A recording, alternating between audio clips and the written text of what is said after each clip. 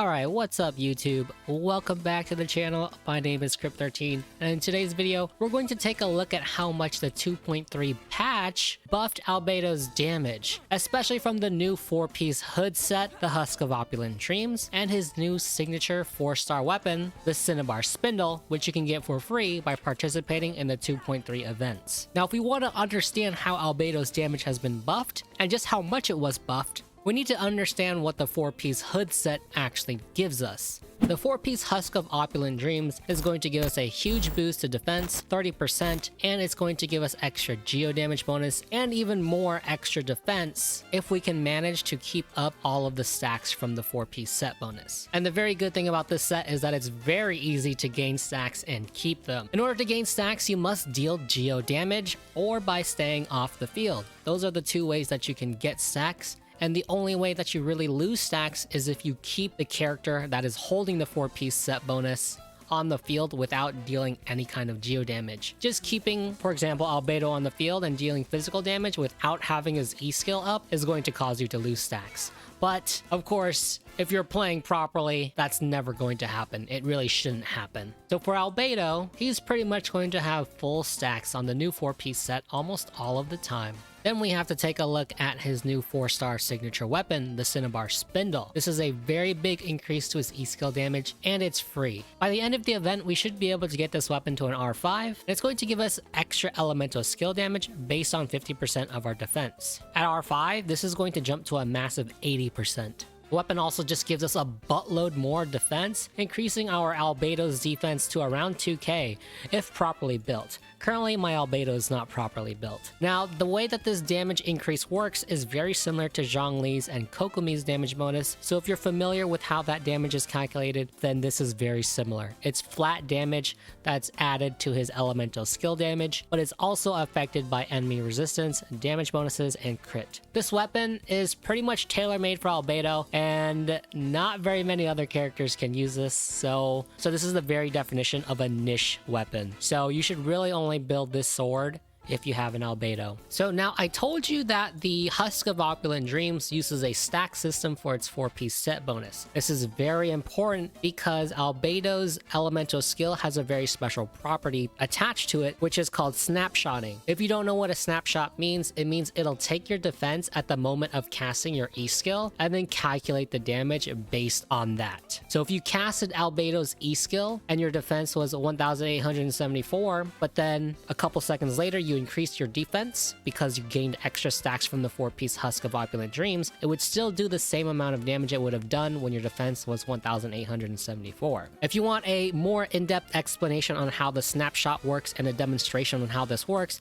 then I recommend you to watch my video that I just put out a couple of days ago. I'll go ahead and leave a link to that in the description below, or I'll put it somewhere on the screen. Now, what this means is that you'll need to have full stacks before you cast his E skill. This is very easy to achieve. This just means that you need to keep your Albedo in the back at the start of fights, and just wait about 12 seconds so that he can gain all of his stacks. If we take a look at this 4-piece set bonus, it says that when off the field, the character will gain 1 stack every 3 seconds. So in order to get the 4 stacks, your Albedo just needs to be off the field for 12 seconds to gain all of the stacks. Now this is really only going to apply to the start of fights if you have 0 stacks coming into it. Once you get these 4 stacks from staying off the field, it's going to be very easy to keep it, especially as Albedo. If you decide to use your Albedo on point, this means using him as your first character and keeping him on the field all the time as you're traveling around the world of Teyvat, then you're going to lose your stacks. Because the only way that you lose stacks with this artifact set is if you don't deal any geo damage for an extended period of time while that character is on the field.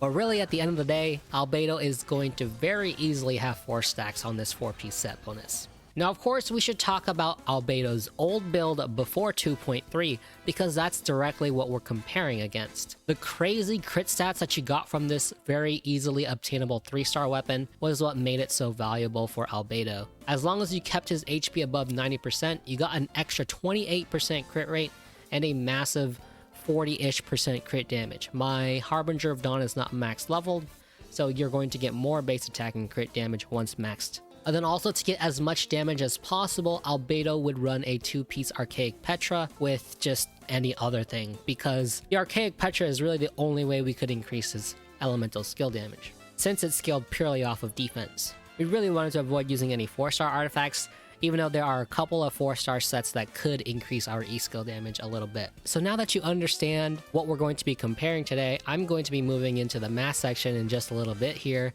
But first, you need to know that we are going to be looking at both average damage and crit damage, because the crit rate between these two builds, due to the Harbinger of Dawn's extra 28% crit rate, are wildly different. That's why we definitely need to take a look at average damage so that we can get the overall picture. And so our Albedo will be running the 4-piece Husk of Opulent Dreams, the 4-piece hood set, as well as defense sands on it, a geo damage goblet, and then he's going to be running a crit rate circlet, depending on the weapon, of course. With the Cinnabar Spindle, we're going to be running crit rate, but with the Harbinger of Dawn, we'll be doing both. We'll be taking a look at both, when you run either crit rate or when you either run crit damage on it. Alright, so let's go ahead and jump into these calculations. So I have a couple of visualizations as well, so we can take a look at those while we look at the numbers.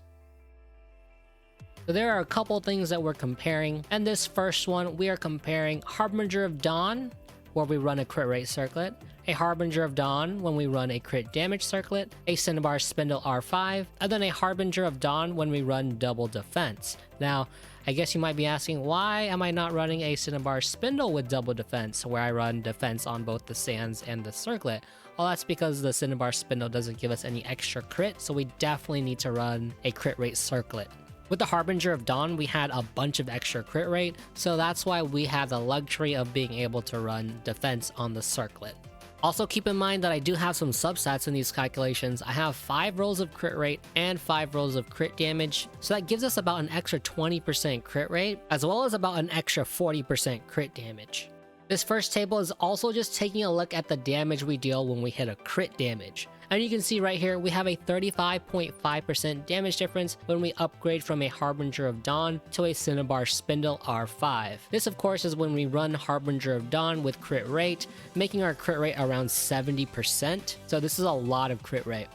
That's why our crit damage is a little bit lacking, is because we invested much more into the crit rate. You'll notice that with the Harbinger of Dawn with crit damage, we're dealing more damage. So that percent difference is definitely going to be much closer. If we decide to do the math there's about 12.45% difference. That's a pretty big jump when we ran the Harbinger of Dawn with crit rate. Here are the visualizations for the different kinds of builds that we could run. So this was the crit rate on our Heart of Depth. This was the massive 35% difference. This was with crit damage. This is where we saw a 12% damage difference. And then here is when we run double defense. And this one is just slightly worse than when we ran crit damage. So this is probably around 12% as well. So that was crit damage. So let's go ahead and move on to average damage, because our crit rate is wildly different between all of these different weapons. So let's go ahead and take a look at this. First off is the Harbinger of Dawn running the crit rate circlet, giving us about 78.6% crit rate, a very high amount of crit rate.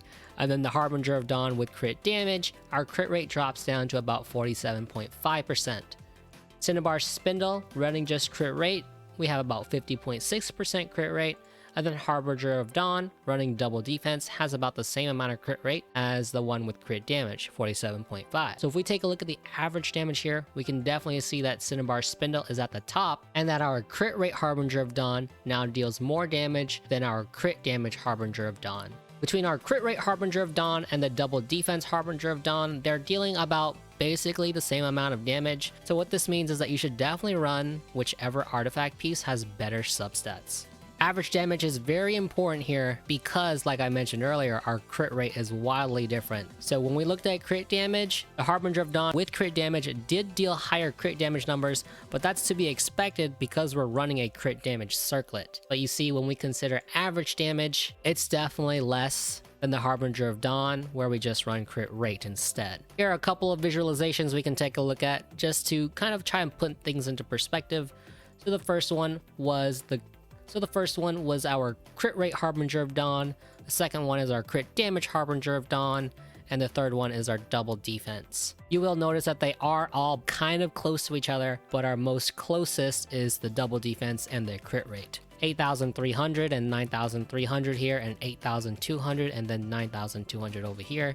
And then over here it's about 7,800 and 8,700. So hopefully this puts it into a little bit more perspective for you. Here is all of them put together, and you can see for both our E skill and when our E skill hits when it's less than 50% HP. Cinnabar Spindle, the yellow bar, is definitely very much up there. So that's just a piece of the iceberg. All we did was look at the new artifact set and his new weapon. The main purpose here was to look at the difference that his weapon makes, and it definitely makes a pretty good difference. I didn't mention it here, but our average damage difference was about 22% when taking a look at the second best performing, which was the Harbinger of Dawn with crit rate. That's a pretty nice boost from just the weapon. Now, let's go ahead and move on to pre 2.3 Albedo and then post 2.3 Albedo. We're going to take a look at crit damage first here again. And this first one is a solo Albedo wearing the 4-piece Tenacity of the Millith with no Geo Resonance. So this is Albedo's damage where you can get it as low as possible. And he's also going to be holding the Cinnabar Spindle here. So maybe not as low as possible, but as low as possible in terms of artifact sets and team composition. And then we have a solo Albedo where we do have Geo-Res, and then solo Albedo where we have Geo-Res and the 4-piece hood set, and then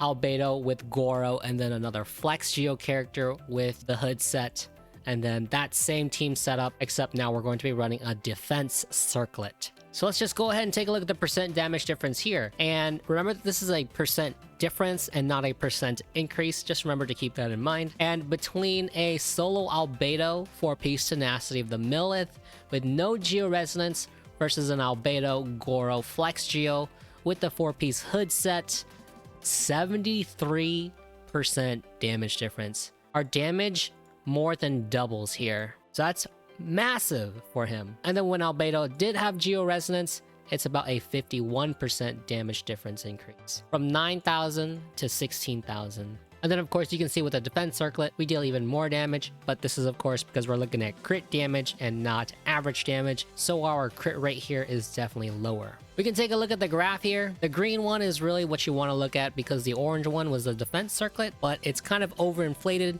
because we're just looking at crit damage when this set has a very low crit rate. So between the green bar and the red and the blue bars, it is quite a difference. You can definitely see that from this visualization here. He gets quite a nice buff in 2.3 if you use everything at his disposal. Let's go ahead and move on to the average damage, and the team setup and artifact setup is the same as the last one, so no need to repeat it. But you'll definitely notice here that the defense circlet build now does less damage when we look at average damage. It's slightly less than a 4-piece hood set where you just run crit rate on the circlet instead. If we take a look at the percent difference here though, it's literally almost exactly the same. 73% when we take a look at solo Albedo versus Albedo Gorou with a Flex Geo and the 4-piece hood set. And then 51.45% damage difference when we look at solo Albedo with Geo Resonance. So the percent damage difference doesn't really change. Really, the main thing that changes here is that we notice that the defense circlet, in terms of average damage, goes down when compared to the crit damage. So obviously when you're in the game, if you run defense circlet, you'll get higher damage numbers for sure. On the screen, you will literally see a higher damage number. But over longer periods of time, your average damage is not going to be as good if you just ran crit rate circlet instead. They're still pretty close though, however, so if you have a defense circlet that has really good substats, then you might want to consider just going ahead and running that instead. And then when we take a look at the graph, you'll notice that the orange bar is less for the defense circlet piece, and then the green bar, where we just run a classic build with the 4-piece hood set, is at the top. So that's pretty much all I got for you guys in this video today. If there was something that I missed, then definitely leave a comment down below. Also let me know if you decide to pull for Albedo instead of Eula on this double banner rerun. Anyway, that's how buffed Albedo got in the new 2.3 patch, and we only scratched the surface. He has definitely a lot more buffs in the 2.3 patch, in the form of Arataki Ito constellations and more Gorou constellations, so his damage definitely just increases even more. Anyway guys, if this video helped you out, don't forget to leave a like and maybe even consider subscribing to my channel. And don't forget, I am also on Twitch and I also have a Discord. Make sure to check the links down below. And until next time, I will see you guys later.